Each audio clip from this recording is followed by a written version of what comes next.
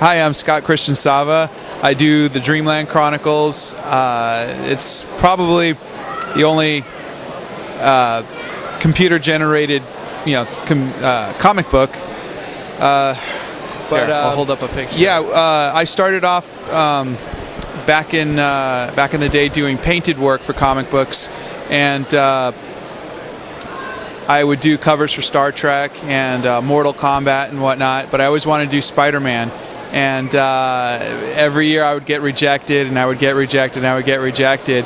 One year, Marv Wolfman, who's a writer, said, "Why don't you do your computer animation that I do as my day job, and try mixing that with the comics?" So I did a couple pages. He showed it to Marvel, and I got the job. And back in 2002, I got to fulfill my childhood dream and do Spider-Man. That led to me trying another comic book called The Lab, also done on the computer. And then I wanted to do something a little more adventurous. So I talked to some of my artists, my modelers that I work with, because I'm a horrible modeler, actually from the forum. And we hooked up and we started developing the characters and the designs for the Dreamland Chronicles. That was back in about 2003. And since then I've been working on it. We've got over 750 pages online.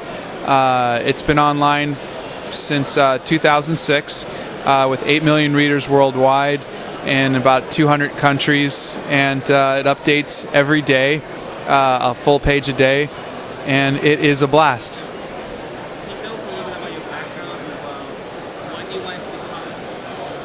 Where did that come from? Yeah. I got into comic books because I always wanted to do comic books. I mean, what kid wouldn't want to do comic books? I took a roundabout way. Coming out of college, I was doing video games. I worked for Sega, I worked for Atari. I eventually got into doing, I was doing animation, but I eventually got to be an art director and a producer and a game designer. We moved to Los Angeles, and I got into TV and film. I was a lead animator on the Casper movies. I did Aliens vs. Predator. I did X-Files. We did TV shows like Power Rangers, and that eventually led me in 2000 to start up my own animation studio, Blue Dream Studios. But again, I always wanted to do comic books, so to me doing Spider-Man, and then basically what happened was that my night job, which was painting, got merged with my day job, which was animation, and that's what I'm doing now. Is I'm doing essentially animation on computers or on comic books. I went to school at the Academy of Art College in San Francisco. I graduated in 1991. So as you can imagine, back then they didn't have computers as well. They didn't have computers. It was the Stone Age. But I was an illustration major, so we were forced to do 3 hours a day of figure studies, and so you got really good at drawing, drawing everything. And when I got into doing animation, I had no animation skills, no animation training whatsoever, so I just really looked at it as a series of drawings, and it just clicked, I guess. And thank God for the computers and for in-between shots and and everything else that would work. But the training of drawing every day really helped when it came to doing 3D animation. Can you tell us a little bit about the pipeline that you have set up to develop? Yeah, for the Dreamland Chronicles, the way that we do it is, I could do this really good with visuals. All right, here we go. We start off with, wrong book. We start off with character designs. I don't know if you can see that. Karen Krasenbrink was in, I think, college at the time, and I met her, and she just did these wonderful designs for the Dreamland Chronicles. And we took those and we worked on these for months and months and months until we got the characters the way we wanted to. Then we met up with Marcelo Bordolino from London. We got Can Tunker. We got Ivan Perez, and a few other modelers who started to take Karen's designs and put them into 3D characters. Facial expressions are all done with morph targets. That way we can get very extreme targets, very cartoony targets.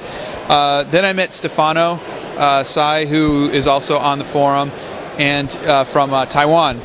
And not only was he an incredible environmental modeler, but he's a great designer too. He had great great environment designs. Love his drawings. Just had a very fantastical feel to it.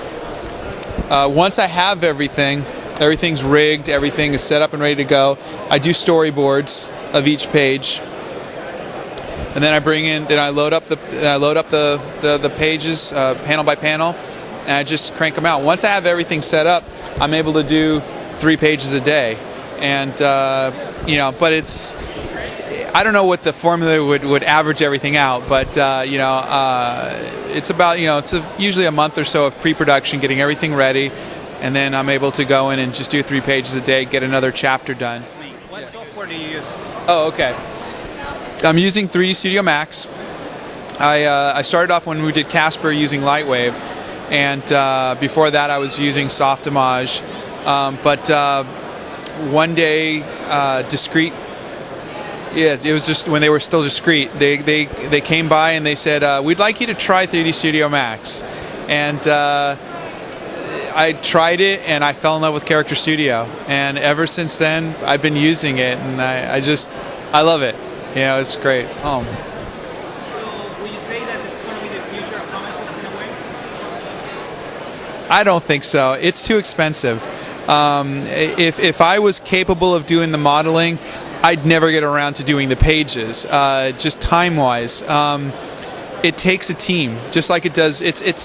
I'm treating it like an animated feature. I've probably put in close to $150,000 of my own money over the last 5 years into this, and I'm not a rich man. I'm a very poor man, especially now. But the thing is that it was something I really wanted to do, and when I would get a good animation job, I would put some money aside and I would pay the modelers, and I would work hard at it. I would borrow money from my cousins. I would put money on their credit cards, whatever I could do. I don't see this as being the future, because I don't think everybody wants to be as broke as I am. It's so much easier to draw it. It's just one of those things where I really I would love to see more people trying it, maybe some studios or something like that, but this is just heart, this is just heart and passion at this point. It's really not anything more. I don't see an upside financially to this at this point. Any chance of doing animation, since you already have the art assets? Yeah. Actually, hold on. I actually started to do some tests with that. There was a webcomic, or there's a company called Wowio that was publishing PDFs, and we would get paid for the downloads. They eventually went under, but what would happen is it comes to life, and then as you change a page,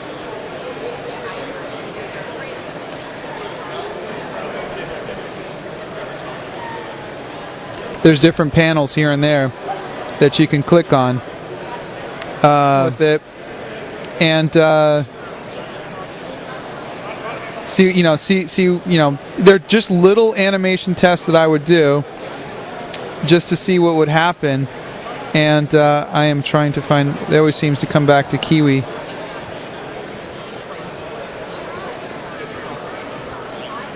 And I would do about 8 of these in a weekend, and then see what the reaction was. And they were definitely the most popular things I could do. But that's just a little sampling of it. But I had a lot of fun doing it. I really did. And so yes, I could do it. But if I have a choice of finishing the books, because I'm only halfway through the series and I've been working on it for 5 years, so I've still got about another 3-4 more years to go. I'd rather finish the books, leave the animation to a studio or something like that. I could do little tests here and there. I could have some fun, but it's just a matter of prioritizing what you want to get out of it.